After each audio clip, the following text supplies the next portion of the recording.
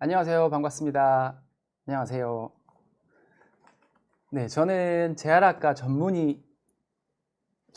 전문이면서 그리고 스포츠약 전문의를 하고 있는 지금 유튜브에서는 러닝 비하인드라는 채널을 운영하고 있는 잘쌤 박대건입니다. 네, 반갑습니다. 네, 네, 안녕하세요. 깡과 총 가진 토끼님 감사합니다.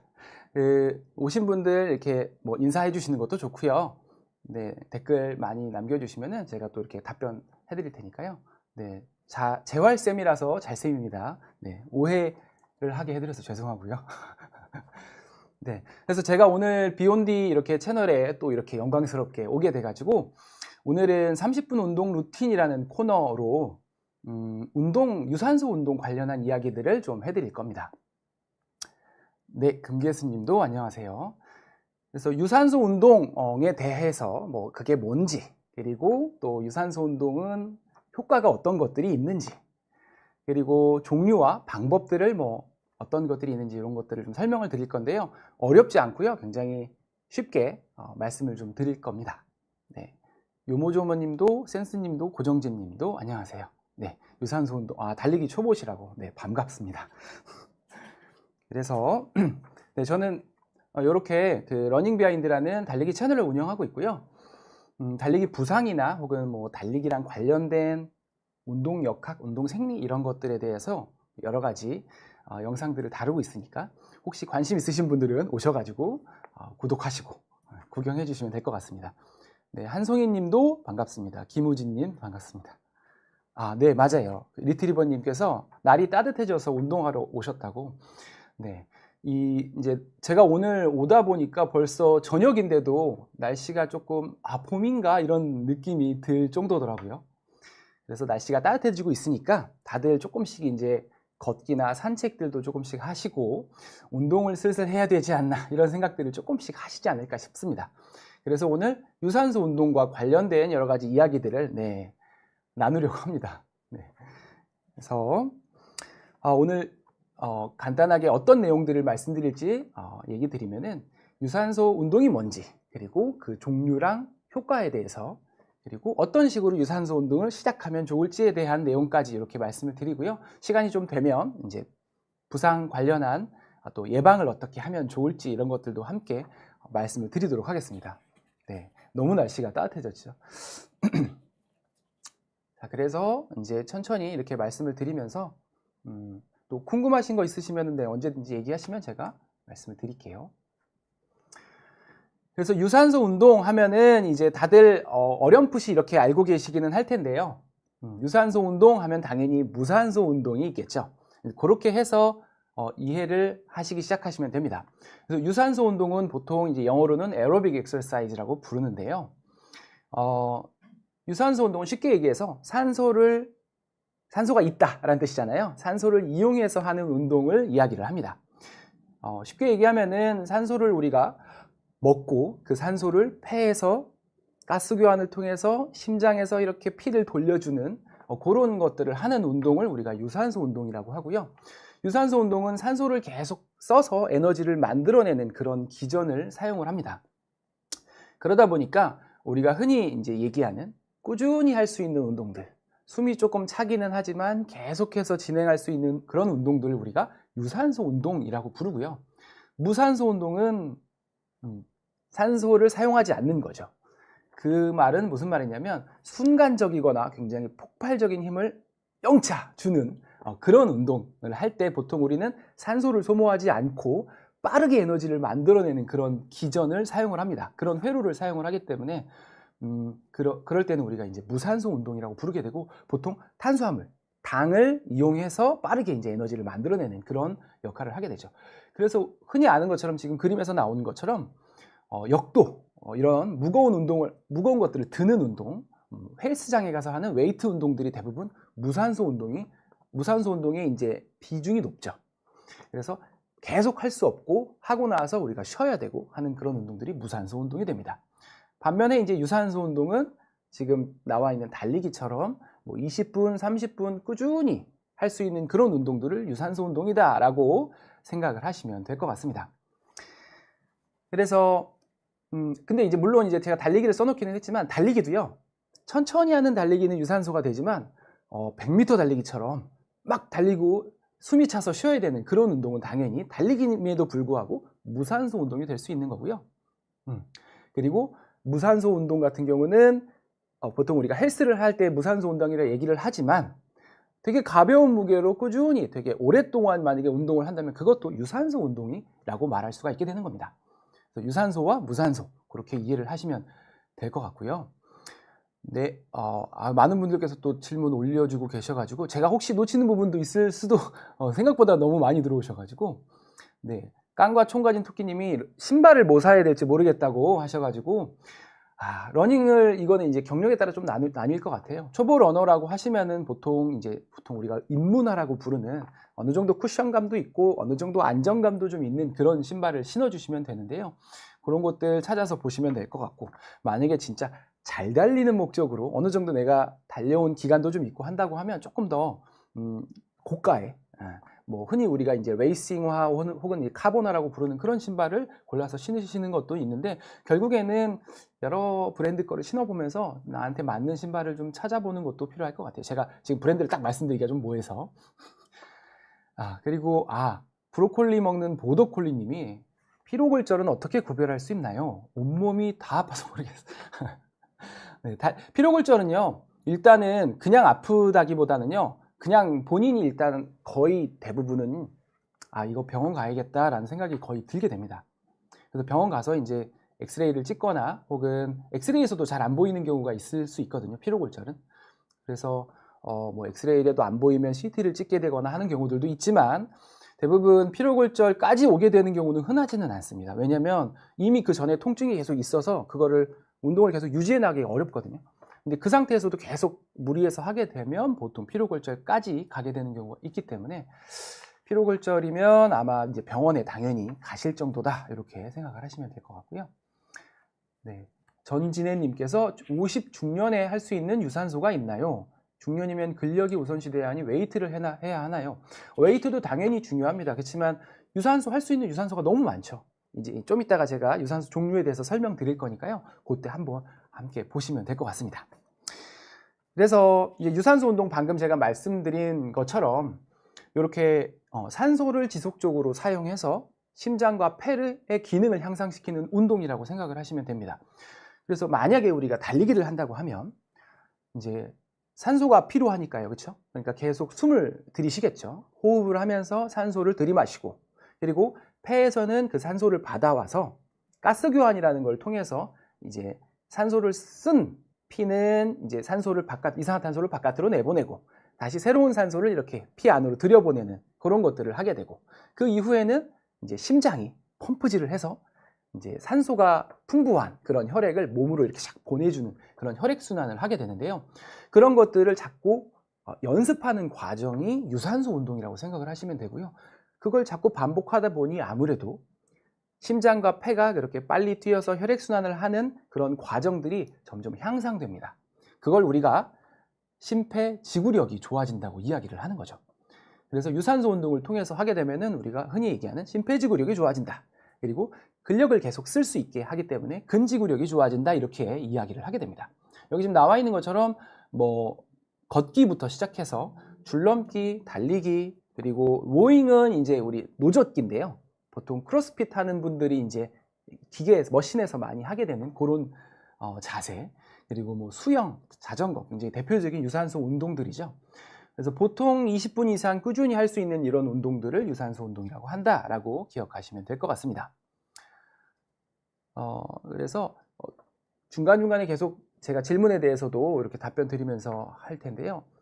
CR 키아노님께서 아침 조깅 하다가 디스크가 악화됐어요. 하면 안 될까요? 디스크가 악화됐다는 거는 조금 통증이 나빠졌다? 통증이 더 생겼다? 아마 그런 뜻으로 제가 보면 될 것 같은데 만약에 통증이 있으시다고 한다면 당연히 일단은 휴식하시는 게 좋습니다. 왜냐하면은 어쨌든 물론 달리기가 디스크의 건강에는 좋은 운동이기는 하지만 이미 손상된 디스크가 더 찢어지거나 더 나빠질 가능성도 있기 때문에 통증이 있을 때는 쉬어주시는 게 좋고요. 김영민님께서 오래 발목 피곤하지 않고 가볍게 걸으려면 에어 들어간 운동화를 신으면 도움이 되나요? 에어 들어간 운동화는 이제 그 쉽게 얘기해서 쿠션감이 좀 있는 운동화를 아마 말씀을 하실 텐데요. 글쎄요. 이 쿠션감이 있다는 거는 그만큼 발목도 더 흔들릴 수 있다는 이야기일 수도 있거든요. 그래서 쿠션화가 발에 굉장히 편할 수도 있지만 오히려 발목이 불안정한 사람들한테는 오히려 지금 발목이 더 피곤할 수도 있습니다. 그래서 물론 신발이나 러닝화나 이런 신발의 차이가 조금씩은 영향을 줄 수 있기는 하지만 발목이 오랫동안 피곤하지 않으려면 계속 걷는 거리를 조금씩 늘려가시는 그런 과정이 필요하고 그 시간이 필요합니다. 그렇게 하시다 보면 점점 거리도 늘어가시고 할 거고요. 지근과 속근의 차이는 전진혜님께서 물어보셨는데, 지근은 근육 중에서 근육을 크게 나누면 속근과 지근이 있는데요. 지근은 오랜 시간 동안 천천히 힘을 계속 낼 수 있는 것들을 말하고요. 속근은 상대적으로 좀 순간적인 힘을 강하게 낼 수 있는 그런 근육을 속근이라고 이야기를 합니다. 김우진님께서 유산소 운동은 30분 정도만 해도 충분한가요? 라고 물어보셨는데, 네, 충분합니다. 30분 정도도 충분하고요. 일주일에 3번도 충분합니다. 그것도 이따가 뒤에서 유산소 운동을 어느 정도 하는 게 가장 좋을지에 대해서도 같이 말씀을 드릴게요. 금계수님께서 유산소 운동과 무산소 운동을 같이 할 수 있는 운동도 있을까요? 물론 있죠. 네. 왜냐하면 우리가 달리기를 한다고 해서 100% 유산소 운동이 아니거든요. 조금 속력이 빨라지면 무산소의 영역도 같이, 그러니까 비율의 차이라고 생각을 하시면 돼요. 무산소 운동처럼 하더라도 그 무게를 조금 낮추면 유산소 운동의 비율이 조금 더 올라갈 수 있거든요. 결국에는 조금 힘든 유산소 운동과 무산소 운동을 같이 하는 거라고 생각하시면 돼요. 대표적으로 크로스핏 같은 운동들이 있을 수 있고 당연히 조금 힘들죠. 강도가 높습니다. 웃음 가득님께서 중년의 저체력이면 아주 천천히 달리는 것도 부상 위험이 있나요? 라고 물어보셨는데, 만약에 걷는다고 생각하시면 부상 위험이 별로 없다고 아마 생각을 하실 것 같아요. 걷는 속도로 천천히 뛰시면 아마 크게 부상 위험이 없으실 겁니다. 네. 그래서 아마 그런 식으로 해서 체력을 조금씩 키워나가신다고 생각을 하시면 되고, 그것도 뒤에서 제가 혹시 달리기 이제 설명하는 파트에서 시간이 좀 여유가 된다면 더 자세하게 설명드릴게요. 네. 자, 그래서 유산소 운동의 제가 효과에 대해서 말씀을 좀 드리겠습니다. 효과는 일단은 제가 먼저 체력에 대해서 말씀을 좀 드릴 건데요. 체력의 사전적 의미를 보면 신체적 그리고 정신적 분야를 다 통틀어서 이제 이야기를 합니다. 그렇지만 우리는 이제 신체적인 부분에 대해서 이야기를 할 건데요. 흔히는 이제 이런 요소들을 합쳐서 얘기를 하죠. 근력, 근지구력, 심폐지구력, 그 다음에 뭐 유연성이나 혹은 면역력, 뭐 병에 대한 저항력, 그리고 어느 정도 빨리 회복하느냐, 회복력, 이런 것들을 통틀어서 우리가 체력이라고 이야기를 합니다. 네, 다이어트는 시기다님이 체력은 궁경 딱 말씀해 주시네요. 네, 그래서 체력은 사실 우리가 이런 것들로 조목조목 구분을 해놓고 있기는 하지만 사람들이 이제 일반적으로 우리가 현실적으로 이야기를 하는 거는 보통 이제 그런 것들이죠. 뭐 젊었을 때는 내가 밤을 새도 끄떡없었는데 이게 나이 드니까 밤새면 너무 피곤하더라, 혹은 컨디션이 많이 떨어지더라, 이러면서 체력이 떨어졌다고 느끼기도 하고요. 혹은 뭐 주량이 약해졌다, 내가 술을 예전에는 이렇게 마실 수 있었는데 지금은 주량이 좀 약해진 걸 보면 조금 체력이 약해진 것 같다, 이런 식으로 여러 가지에 대해서 우리가 이제 이야기를 하기는 합니다만 결국에 그런 것들이 여기에 지금 속하는 것들이죠. 뭐 술에 대한 회복력, 그리고 뭐 엘리베이터가 고장나서 계단을 이렇게 올라갔는데 예전에는 뭐 이 정도 올라가면 괜찮았는데 요즘은 숨이 너무 차는 것 같아, 이러면 이제 우리가 체력이 떨어졌다고 느끼게 되죠. 그래서 간단하게 얘기하면 체력은 이렇게 계속 부지런하게 움직일 수 있는 힘, 그러면서 또 어떤 일들을 행하고 나서 빠르게 회복할 수 있는 힘, 그런 것들을 우리 현실적으로 기본적으로 우리가 이야기할 때는 그런 힘들을 이야기를 하는 것 같습니다. 근데 체력이 이제 중요한 이유는 방금 말씀드린 것처럼 체력이 국력이라고 말씀을 하셨는데, 체력이 떨어지면요, 그냥 단순히 뭐 건강이나 면역력이 떨어지는 것뿐만이 아니라 우리가 게을러집니다. 네, 게을러지고 나태해지고 뭔가 부지런하기 굉장히 어려워요. 그리고 실제로 뭔가 짜증이나 좀 우울감이나 분노 이런 것들도 더 쉽게 느끼게 돼, 쉽게 해서 이제 예민해진다는 얘기죠. 그리고 아까 말씀드린 것처럼 회복도 굉장히 더뎌지게 됩니다. 감기를 걸리거나 혹은 뭐 최근에 이제 이번 겨울에 독감이 굉장히 심했는데 독감 같은 거 걸리고 나서 회복하는데 시간이 생각보다 많이 걸리게 된다는 거죠. 그래서 이 기초 체력이라는 게 굉장히 중요하고 실제로 대부분의 이제 우리 운동 선수들 보면요. 기초 체력을 기르기 위해서 제일 먼저 하는 것은 유산소 운동입니다. 그렇죠? 달리기를 제일 많이 합니다. 그래서 달리기를 통해서 기초 체력을 먼저 올려주고 그래서 대부분의 운동에서 이 달리기, 기초 체력은 아주 기본 베이스가 되는 경우들이 많죠. 그래서 뭐 복싱을 하든 뭐 아니면 농구, 축구 어떤 운동을 하던 간에 이제 기초 체력을 위해서는 어느 정도의 달리기, 유산소 운동이 기본이 된다. 그런 것들을 조금 이해해 주시면 될 것 같습니다. 네, 셀레날러브님 반갑습니다. 그래서 제가 이제 좀비 영화를 굉장히 좋아하는데요. 네, 좀비 영화나 재난 영화 이런 것들 좋아하는데 이런 영화들을 보다 보면은 이 좀비로부터 살아남을 수 있는 방법은 두 가지가 있습니다. 네, 두 가지. 첫 번째는 네, 힘이 있으면 됩니다. 싸워서 이길 수 있는 힘이 있으면 되죠. 그런데 이런 힘이 근력 같은 경우는 사실 조금 영화에서도 이제 나오기는 하지만 한도 끝도 없이 계속 힘이 있을 수가 없어요. 힘이 빠지는 순간이 분명히 생깁니다. 네. 그리고 뭐 다들 영화 보셔서 아시겠지만 대부분 이런 분들이 나중에 어떤 희생, 살신성인으로 희생하면서 죽게 되는 역할들이 대부분 많더라고요. 그런데 이렇게 대부분의 주인공들 그리고 살아남는 사람들, 생존 능력이 굉장히 높은 사람들은 잘 뜁니다. 네. 이 끝까지 도망칠 수 있는 그런 능력을 가지고 있죠. 그 능력은 바로 이제 심폐지구력이 되는 거고 그게 바로 유산소 운동을 꾸준히 했을 때 발휘될 수 있는 힘이라는 거죠. 그래서 실제로 물론 이제 실제 좀비가 나오지는 않겠지만 이런 힘든 상황, 재난 영화 상황, 이런 재난 상황에서도 실제로 우리가 체력이나 이런 것들을 생각했을 때 유산소 운동은 반드시 필요하다.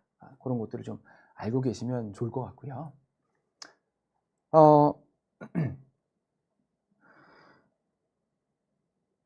그래서 유산소 운동의 효과 유산소 운동의 효과를 제가 간단하게 좀 말씀을 드리면 아까 방금 지금까지 얘기한 체력이 증진될 수 있다라는 점하고 또 한 가지 꼭 말씀드려야 되는 부분 중에 하나는 바로 체중 감량입니다. 체중 감량. 물론 지금 제가 네 글자로 굉장히 간단하게 이야기를 하기는 했지만 체중 감량이라는 부분이 상당히 인생에 있어서 굉장히 끝도 없는 어떤 숙제 같은 거죠. 그런데 실제로 체중 감량에 있어서는 물론 식단이 제일 중요합니다. 먹는 것이 제일 중요하기는 합니다만 이 유산소 운동은 아까 말씀드린 대로 산소를 통해서 계속 에너지를 만들어내는 대사를 사용을 하게 되는데 그때 지방을 주 연료로 사용을 하게 됩니다. 그러다 보니까 유산소 운동을 꾸준히 하게 되면 체지방의 소모를 더 활발하게 일으킬 수 있고 그러다 보면 뭐 자연스럽게 똑같이 5kg를 뺀다고 했을 때 유산소 운동을 충분히 같이 함께 해준 사람과 그렇지 않은 사람은 같은 5kg여도 그 빠지는 살의 비율이 조금 다를 수 있죠. 근육의 비율이 좀 높은가 혹은 체지방의 비율이 조금 더 높은가 이런 걸 통해서 우리가 같은 키로수를 빼더라도 조금 더 탄력 있고 조금 더 멋진 몸으로 살이 빠질 수 있는가 이런 것들을 판가름할 수 있기 때문에 유산소 운동의 효과, 체력 증진 그리고 또 한 가지는 바로 체중 감량 이렇게 생각을 해주시면 될 것 같고요. 네, 그 외에도 네, 이황수님 안녕하세요. 그 외에도 이제 말씀을 드리려고 하는 부분은 성인병입니다. 우리 흔히 이제 40대를 넘어가면서 많이들 이야기하는 고혈압, 당뇨, 그리고 심혈관 질환. 그거보다 더 나아가자면 이제 뭐 뇌졸중이나 치매 같은 것들까지도 이 유산소 운동을 통해서 이런 것들을 어느 정도 예방하는 효과를 가진다는 게 정말 너무나 많은 연구 논문과 그런 과학 서적, 의학 서적들에서 많이 나와 있거든요. 이미 너무나 많이 증명된 바여서 제가 따로 뭘 첨부하거나 그러지는 않았는데 그런 것들을 예방하고 또 치료를 하는데도 도움을 줄 수 있다. 그렇게 이야기를 하고 있습니다. 근데 이제 저는 이제 러닝 비하인드고 제가 실제로 유산소 운동 중에서 러닝을 굉장히 좋아하고 실제로 굉장히 열심히 하고 있고 내일 우리나라 3대 마라톤 중에 하나인 동아 마라톤이 서울에서 열리거든요. 그런데 그 마라톤이 물론 저는 이제 10km를 신청을 해서 이제 나가기로 하기는 했지만 러닝을 제가 해본 결과 어떤 효과를 제일 먼저 이야기를 할 수가 있는가라고 생각을 해보면요. 사실 뭐 체력 증진, 체중 감량 이런 것들도 물론 있습니다만 그런 것들은 뭐 하고 바로 이렇게 눈에 보이지는 않아요. 뭐 하루 이틀 한다고 해서 뭐가 딱 눈에 보이지 않습니다. 그렇지만 정말 눈에 띄게 한두 번만 해도 딱 느껴질 수 있는 거는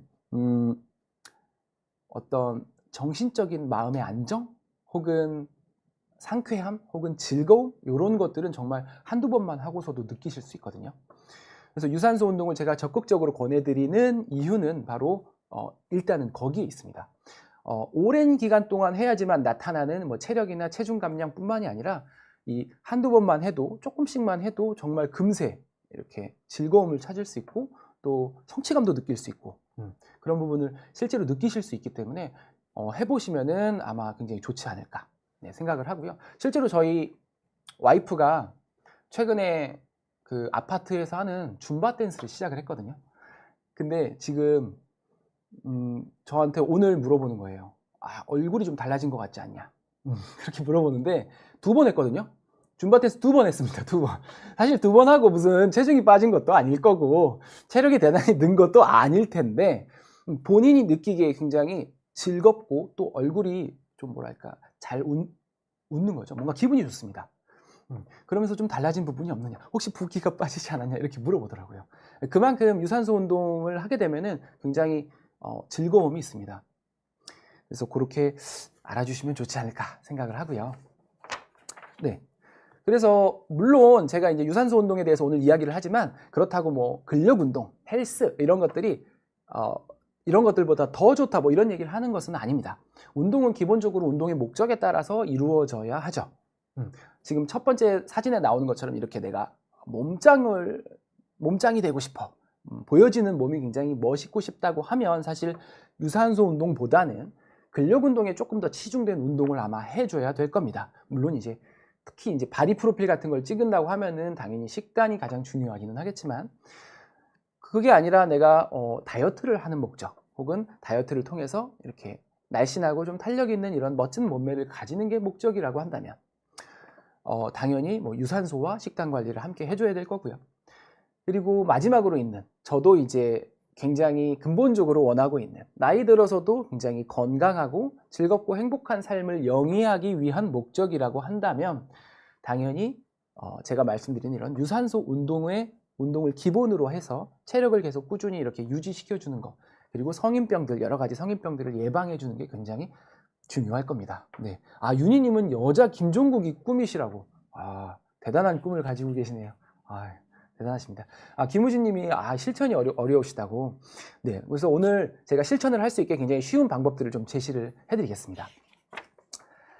그래서 제가 이 논문을 다 자세하게 이렇게 말씀드리기는 어렵지만 간단하게 설명드리면 고혈압이나 당뇨가 있으신 분들에 한해서 이런 유산소 운동이 어떤 도움이 되는가 이런 것들에 대한 논문들이 이렇게 사실 여러 가지가 있습니다. 여러 가지가 있는데 물론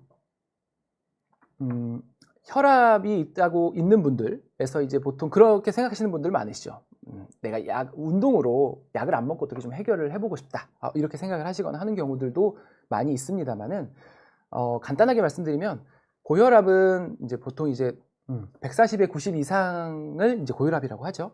근데 고혈압인데 우리가 약을 먹어야 하는 이유는요. 사실 약을 먹는다고 근본적인 해결이 되는 건 아니잖아요.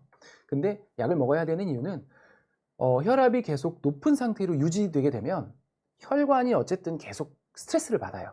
그러면서 미세 손상 같은 것들이 일어날 가능성들이 자꾸 높아집니다. 그렇게 되면서 그런 손상들이 쌓이고 보통 혈압을 가지면 5년, 10년 이렇게 흘러가게 되면 계속 그 손상들이 쌓여서 어느 이상이 되게 되면 어떤 문제를 일으키게 될 가능성이 높습니다. 그러다 보니까 우리가 약을 먹어서 계속 혈압을 조금 낮게 혈관에 이제 데미지가 쌓이지 않게 하려고 하는 목적이거든요.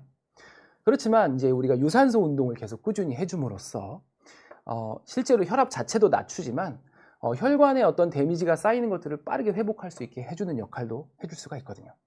실제로 수축기혈압과 이완기혈압을 유산소 운동을 꾸준히 해줬을 때 한 5 정도씩 이렇게 낮춰줄 수 있다고 얘기를 하거든요. 평균적으로. 그러면 실제로 약을 먹어야 되다가 안 먹는 분들도 계실 수 있죠. 혹은 약을 계속 먹어야 한다고 하더라도 약의 개수가 늘어나지 않거나 혹은 그 약의 효과가 굉장히 증대될 수 있습니다. 또 뭐 유산소 운동을 한다는 게 유산소 운동 그 자체에만 또 목적이 있는 게 의미가 있는 게 아니라 그렇게 함으로써 실제로 생활 습관 같은 것들이 많이 좋아지거든요. 그래서 그런 부분에 있어서 이런 고혈압, 당뇨도 마찬가지입니다. 당을 계속 이렇게 정상 수준으로 유지할 수 있게 도와주는 그런 역할들을 이런 유산소 운동을 하게 됩니다. 고정진 님이 근력 운동이 싫으시다고. 사람마다 좀 다른 것 같아요. 어떤 분들은 근력 운동은 차라리 괜찮은데 유산소가 너무 지루해서 못하겠다 하시는 분들도 계시거든요. 그래서 실제로 제가 병원에서 보면 자율신경계 이상이 있으신 분들이 되게 많습니다. 당뇨병이 있으신 분들은 특히 더 빨리 그런 것들이 손상되는 경우들이 있는데 제일 흔한 증상으로는 기립성 저혈압이 있죠. 나이가 50, 60 이렇게 넘어가게 되면 갑자기 빨리 일어서거나 하면 상당히 어지러운 경우들이 좀 있습니다. 그런데 그런 부분들이 이제 결국에는 노화와 연결되어 있기도 하고 혹은 성인병과 연결되어 있기도 한데 자율신경계 하면 이제 교감신경, 부교감신경 그런 걸 말하는 거죠.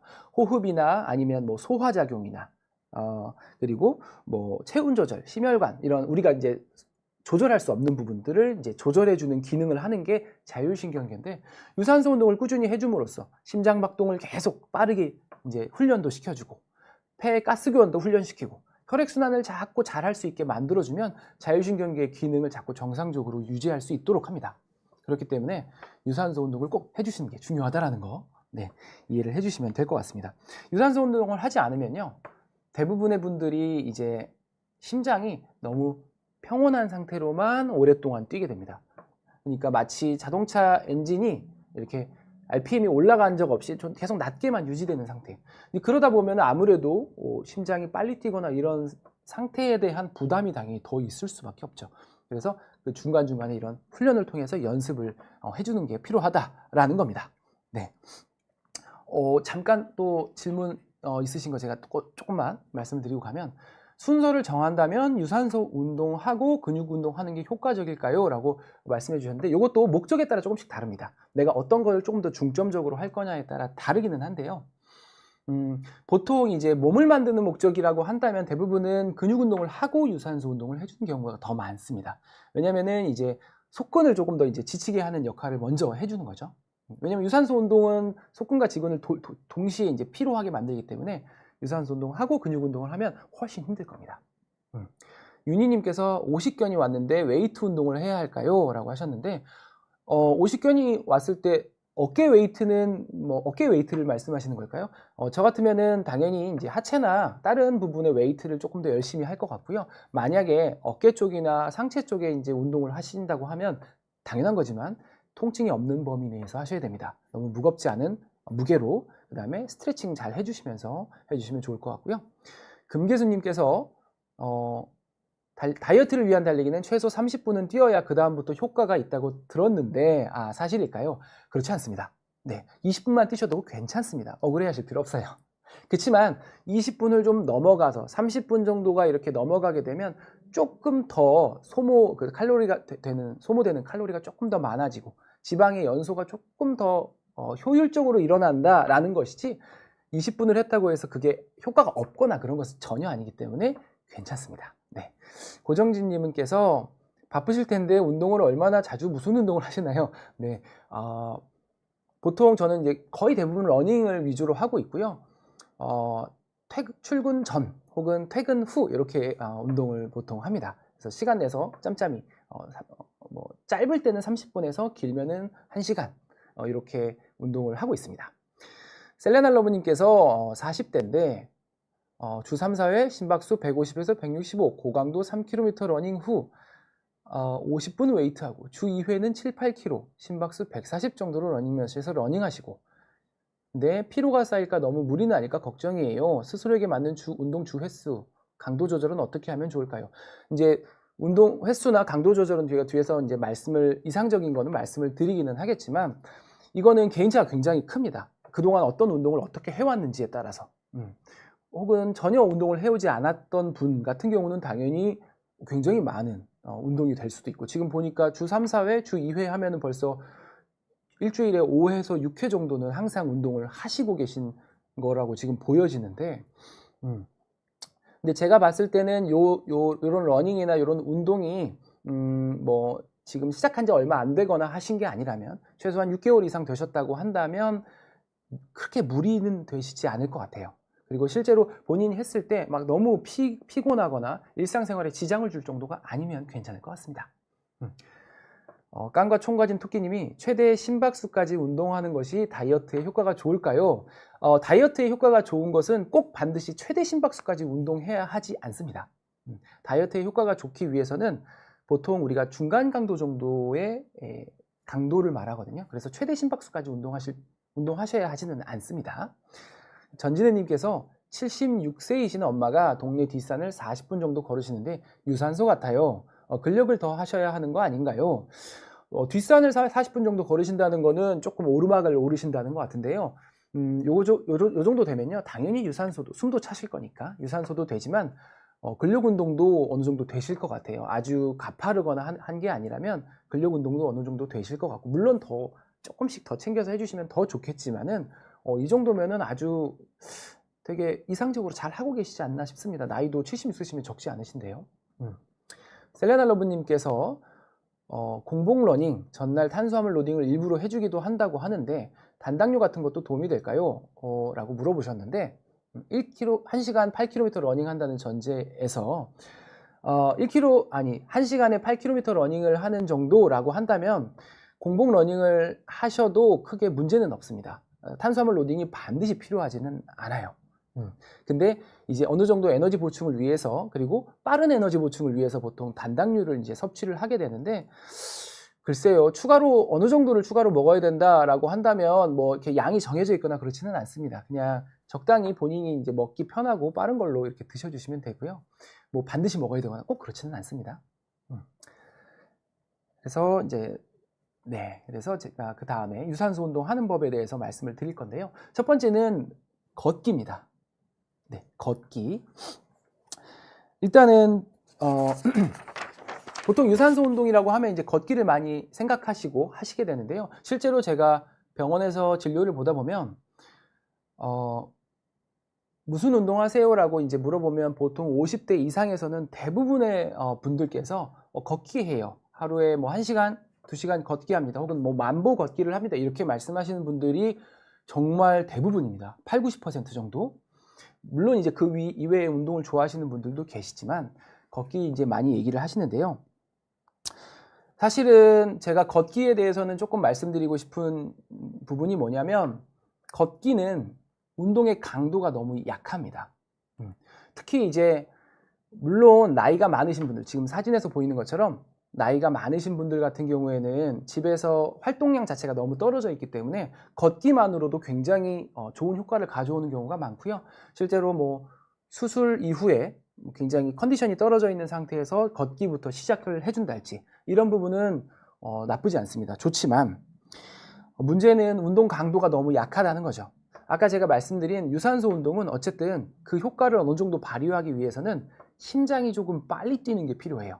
산소를 자꾸 받아들이려고 하는 그 몸에서의 그 갈증이 필요합니다. 그렇게 해서 심장이 조금 빨리 뛰는 역할들을 해줘야 되는 거고, 약간의 이제 땀이 좀 나는 정도, 그 정도가 돼줘야 되거든요.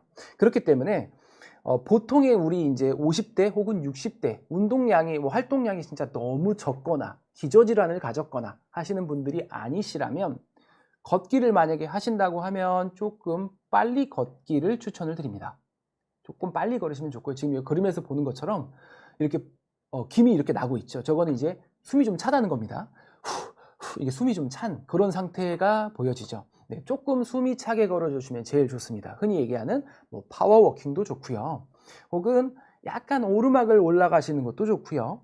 혹은 뭐 빠르지 않더라도 약간 계단을 올라가시거나 이런 운동들이 숨이 조금 찰 수 있고 그때 유산소 운동의 어떤 효과들을 가져가실 수 있다. 네, 그렇게 이해를 해주시면 좋을 것 같습니다.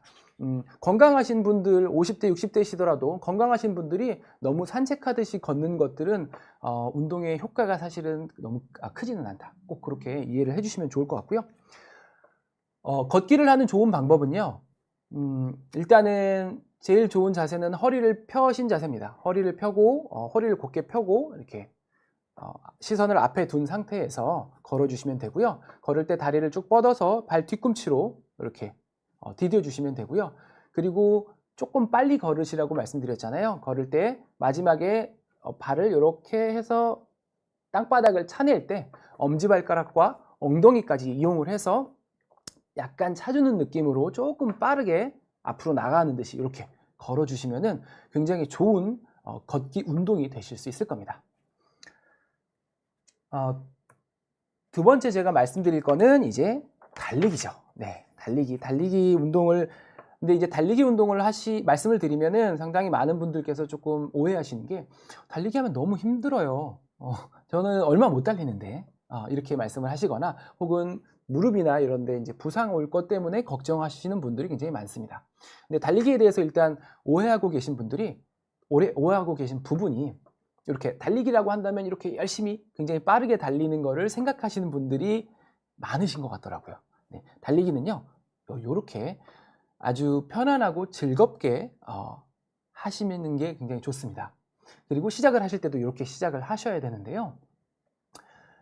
제가 달리기를 특히 시작하시는 분들한테 꼭 드리는 말씀은 아주 천천히 시작하라고 말씀을 드립니다. 왜냐면은 무릎이 아플까 걱정이 되기도 하고 또 달리기를 안 하시던 분들이 달리기를 하면요 정말 조금만 뛰어도 숨이 많이 차거든요.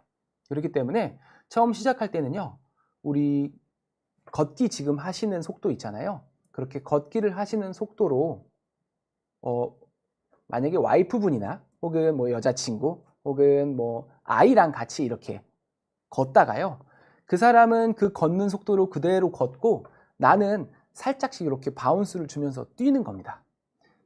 근데 그 사람을 앞질러 가지 않게 아주 천천히 뛰는 거죠.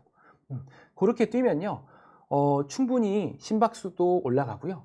그리고 그렇게 힘들지 않지만 충분한 운동 효과를 또 가질 수 있거든요. 그래서 처음 달리기 시작하시는 분들은 그렇게 시작을 하시면 아주 좋을 것 같습니다. 그래서 그렇게만 달려도요, 그렇게만 러닝을 하도요, 당연히 우리가 이제 러닝이고요, 그것도.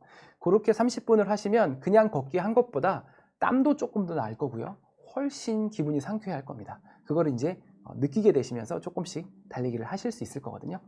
그래서 그렇게 달리기를 좀 그런 식으로 좀 시작을 해주시면 좋지 않을까, 네, 그렇게 생각을 하고요. 깡과 총 가진 토끼님이 러너스 하이를 느껴보신 적이 있는지 여쭤보셨는데 러너스 하이는 네 당연히 느껴봤습니다. 저는 러너스 하이는 개인차도 되게 크고요. 또 사람에 따라서 느꼈다 못 느꼈다 혹은 내가 느낀 게 러너스 하이가 맞나 이런 생각을 많이 하시게 되는데요. 보통 달리기를 하다가 어느 시점부터 굉장히 고향감을 느끼는 순간들이 있습니다. 근데 대부분 러너스 하이는요 막 힘들게 달릴 때 느껴진다기보다는 편안하게 달릴 때 많이 느껴집니다. 그리고 꼭 달리기에서만 느껴지는 건 아니고요. 모든 유산소 운동에서 다 느낄 수 있거든요. 그래서 유산소 운동 하시면서 즐겁게 하시다 보면 분명히 굉장히 상쾌하고 즐겁고 행복하고 뭔가 그런 느낌을 느끼시는 순간이 있으실 겁니다. 그래서 또 이제 질문을 좀 몇 가지 좀 받아보면요. 김영림님께서 엄지발가락 한 마디가 짧아서 달리기 힘들 때 어떤 운동하면 될까요? 엄지발가락이 지금 그러면은 원래부터 선천적으로 조금 혹은 이제 뭔가 다쳐서 짧다고 제가 이해를 하면 될 것 같은데요. 달리기가 힘든데 유산소를 하신다고 하면요. 당연히 아까 말씀드린 대로 오르막길 혹은 계단, 자전거도 좋고요. 수영장이 가까우면 수영도 좋고요. 네, 그런 식으로 유산소 운동 해주시면 좋을 것 같습니다. 뭐 엄지발가락 한 마디가 짧다고 해서 달리기를 못하는 건 아니거든요. 근데 단지 남들보다 더 빠르게 달리거나 하는 것들은 좀 어려울 수 있지만 사실 우리 러너들은 뭐 반드시 빨리 달려야 할 필요는 없거든요. 즐겁게 달리는 게 목표입니다. 김생님께서 외과 레지던트들이 의국으로 파견 가는 걸 좋아하는 이유가 있네요. 드라마긴 한데 치프가 의국으로 파견 갈 레지던트 한 명을 뽑으니까 다른 사람이 부러워하던데 글쎄요. 이거는 병원이나 이런 곳마다 좀 다를 것 같아요. 드라마에서 나왔다고 하는데 글쎄요. 저는 제가 이제 외과 레지던트는 아니었다 보니까. 근데 이제 보통 파견을 가게 되면 원래 본과에서 일하는 것보다는 조금 더 스케줄이 덜 빡빡해서 그렇지 않을까 싶습니다. 유나님이 몸이 많이 안 좋아서 운동하려고 하는데 체력이 약해서 힘들다. 그래서 밖은 추워서 집에서 자전거 운동을 하는데 한강 걷기 하는 게 나을까요? 자전거 운동이 좋을까요? 라고 하셨습니다. 체력이 약하시기 때문에 이제 체력을 기를 수 있는 운동들을 조금 해주시면 되는데 날씨 따뜻해지고 있으니까요. 밖에서 해주시면 되고요. 걷기도 좋고 자전거 운동도 다 좋습니다. 본인이 해보시고 더 즐겁고 편안한 걸로 해보시면 되는데요. 만약에 자전거가 준비가 돼 있으면 자전거를 하시는데 자전거가 없다면 당연히 걷기부터 시작해 주시면 되겠죠. 아까 말씀드린 대로 조금 빠르게 걷기 해주시면 됩니다. 김샤론님께서 60대 중반이신데 운동을 꾸준히 합니다. 아직까지 코로나에 걸리지 않았어요. 그건 운동의 효과라고 생각하는데 맞나요? 네, 저는 무조건 맞다고 얘기를 하고 싶은데요. 어떤 과학적인 이런 소견을 이야기를 해야 된다고 하면 그게 운동의 효과인지 아닌지 정확하게 말할 수는 없겠죠. 없습니다. 네, 그게 운동 때문이다라고 말할 수는 없지만 아마도 그러지 않을까라고 생각을 합니다. 네.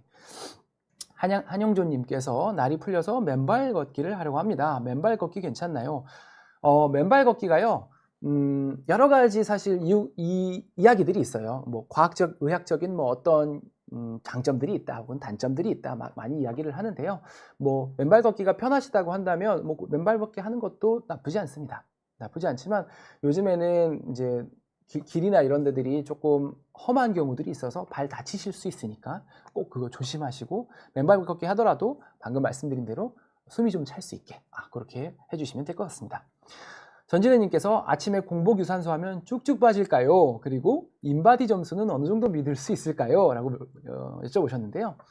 공복 유산소를 하면 쭉쭉 빠집니다. 제가 경험상으로는 그랬어요. 근데 공복 유산소 저는 이제 보통 아침에 공복 상태로 유산소를 하거든요. 저녁에 뭐 야식을 먹지 않기 때문에 보통 12시간 이상 공복된 상태로 아침에 이제 달리기를 하게 되는데요. 점심 저녁을 어떻게 먹냐에 따라 물론 다릅니다. 그렇지만 많지 않게 이렇게 식단 조절을 조금씩 하는 상태라고 하면 공복 유산소는 확실히 살이 좀 빠질 가능성이 높습니다.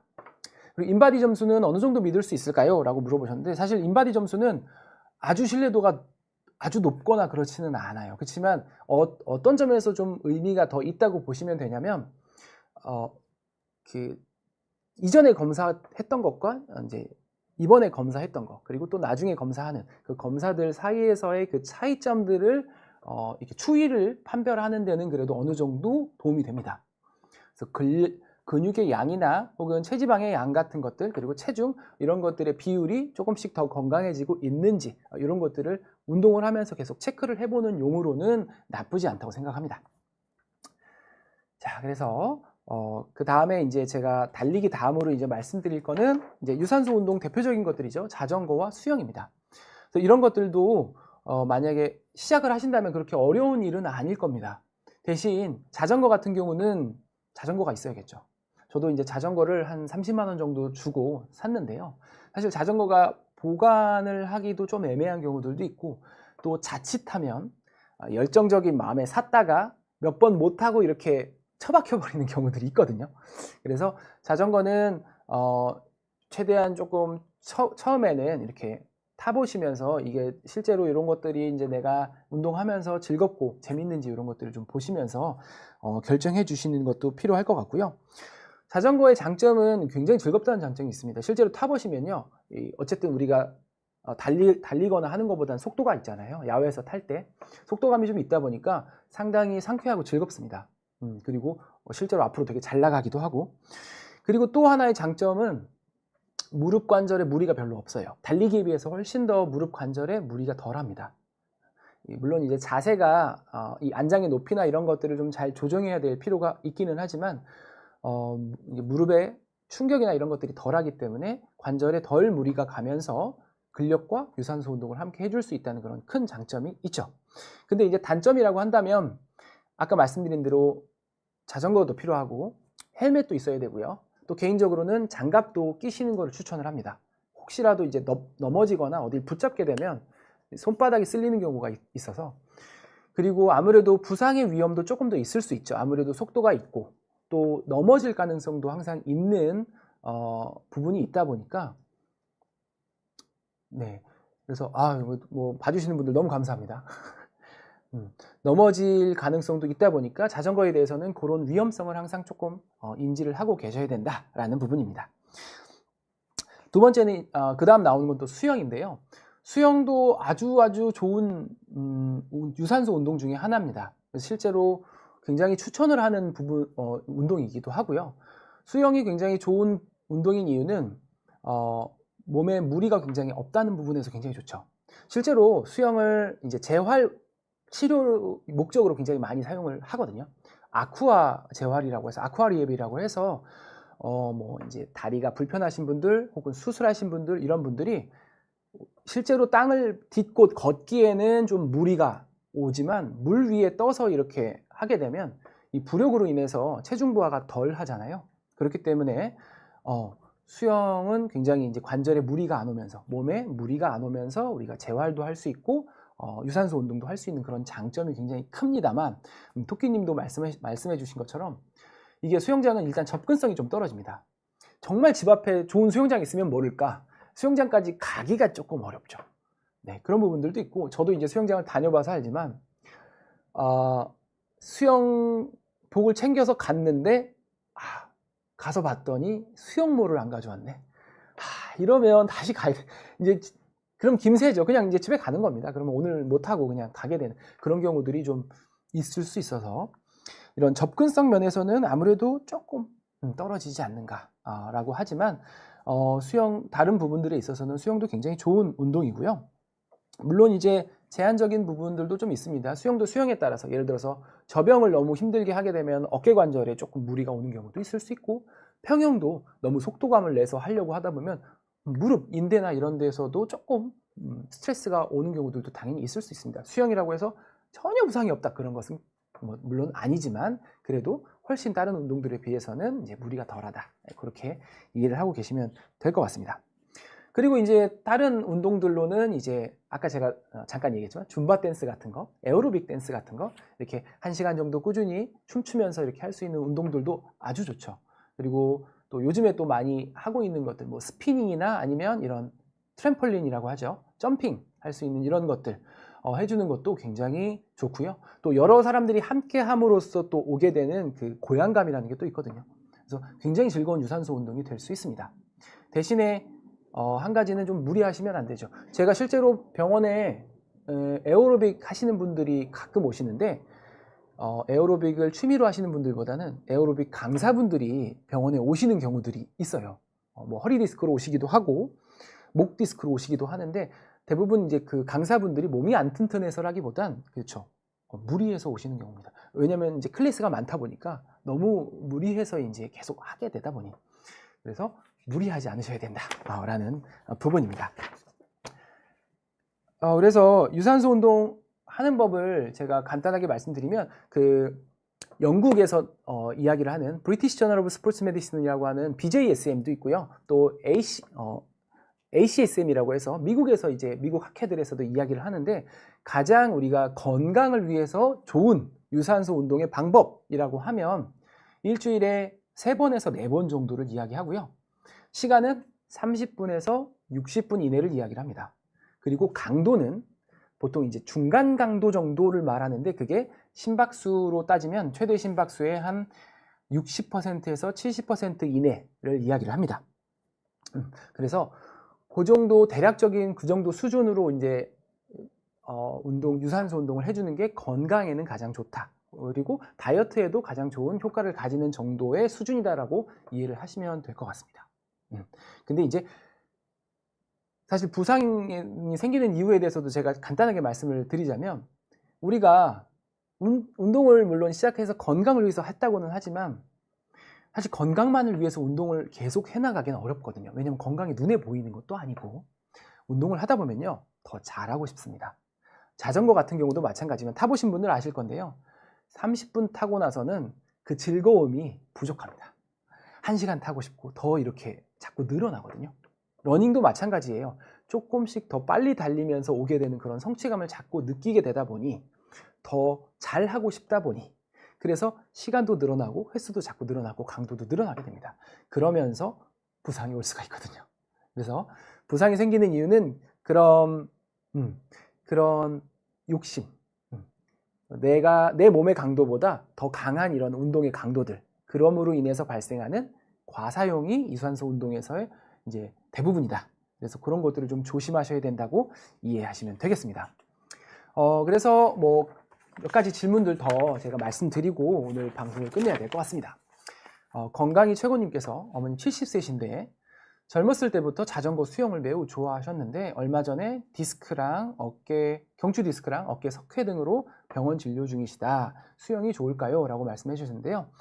만약에 수영을 하면서 내가 통증이 느껴진다 혹은 통증이 나빠진다라고 하면은 당분간은 조금 쉬시는 게 좋지만요. 수영 자체에서 지금 크게 불편한 것이 없다라고 한다면 수영하셔도 괜찮습니다. 지금 당장 어떤 굉장히 급성기여서 병원의 주치의 선생님께서 사진이나 이런 것들을 보고 운동하시면 안 됩니다라고 이야기하지 않는 이상은 수영하시면서 당연히 재활 치료의 목적으로도 나쁘지 않으니까요. 하셔도 괜찮을 것 같습니다.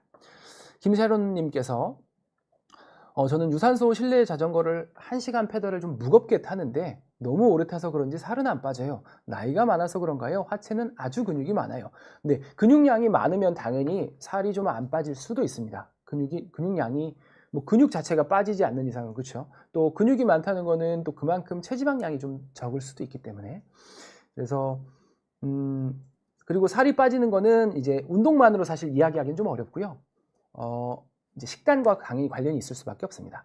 그래서 내가 충분한 양의 식단을 먹고 있다라고 한다면 이제 운동량을 어느 정도 가져가도 살은 안 빠질 수도 있고 식단을 좀 줄여주면 식단 관리를 조금씩 해주시면서 하면은 살도 당연히 조금씩은 빠질 수 있는데요. 지금 봤을 때는 뭐 나쁘지 않아 보입니다. 네. 그래서 많은 분들께서 이렇게 얘기를 해주셨는데 제가 사실 제가 이제 러닝비하인드 채널에서 한 달에 한 번씩 라이브 방송을 하고 있어요. 그러면서 이제 물론 이제 대부분은 러너분들께서 들어오셔서 부상이랑 이런 것들 이야기를 하는데요. 또 관심 있으신 분들은 또 거기서도 이렇게 많이 오셔가지고 이렇게 물어보셔도 괜찮을 것 같습니다. 궁금하신 거 있으시면요. 네. 그래서 오늘 이렇게 와주신 분들 너무 감사드리고요. 네.